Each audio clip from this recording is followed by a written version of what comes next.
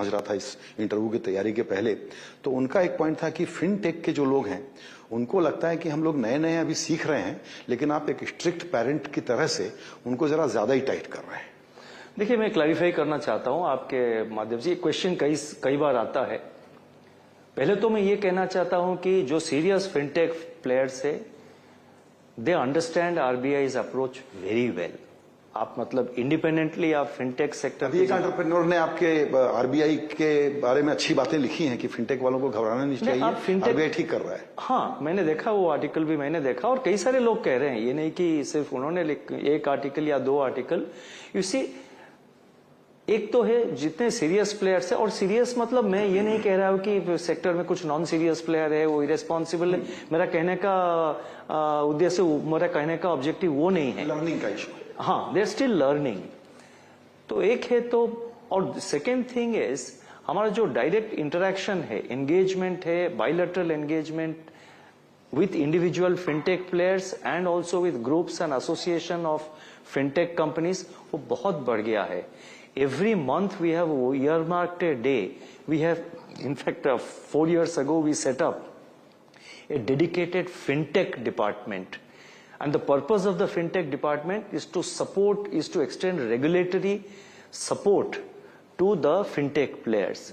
Every month on a particular earmarked day, every month, one day is earmarked when any fintech player, any fintech company or fintech innovator or anyone from that area, he can just have a walk-in meeting with our fintech department to have an understanding and to seek clarification or to explain his problem and his difficulty.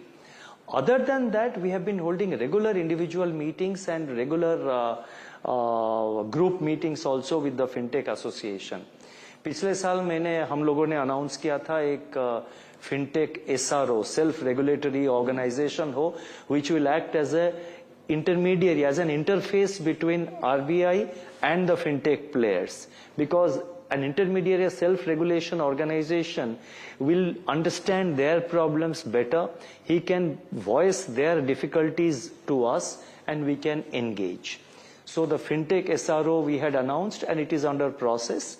We expect to make good progress under that very shortly. And other than that, constant engagement.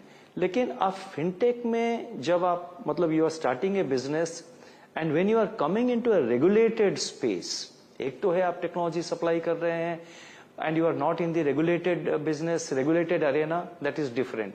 But any fintech player, when he comes into a regulated space, the regulated space has got certain rules and regulations. There have to be guardrails to preserve financial stability. कुछ सारे fintech model में हम देखते हैं जहां पे हमने देखा कि कुछ रिस्क बिल्डअप हो रहा है, उसमें तुरंत हमको we have to interfere and stop. तो इसीलिए इनोवेटर्स हो, फिनटेक प्लेयर्स हो, उनको हम बहुत एनकरेजमेंट दे रहे हैं, बहुत सपोर्ट दे रहे हैं। लेकिन आप अगर एक रेगुलेटेड स्पेस में आप ऑपरेट कर रहे हैं तो आपको एक रेगुलेटरी गार्ड रेल जिसको कहते हैं, रेगुलेटरी पैरामीटर से उसके अंदर आपको रहना पड़ेगा। और एक कॉमन एग्जांपल मैंने और भी कहीं कहा था कि आप मतलब नए गाड़ी लाए और रोड में अगर आप गाड़ी चला के जा रहे हैं, आपको ट्रैफिक रूल्स तो मानना ही पड़ेगा, नहीं तो आगे जाके एक्सीडेंट हो जाएगा। और एक्सीडेंट का आपका गाड़ी का नुकसान कितना होगा मेरे को पता नहीं, लेकिन रोड में जो 15-20 लोग जा रहे होंगे उनको चोट आ जाएगा। तो इसीलिए we have to, that is the background from where we are coming, but we are offering all support and encouragement to fintech. And I want to, through you, tell that those who are coming into regulatory space, if they have any doubts, if they have any concerns, they're most welcome to engage with our fintech department to clarify, get clarifications and to explain their difficulties to our people so that we act upon it.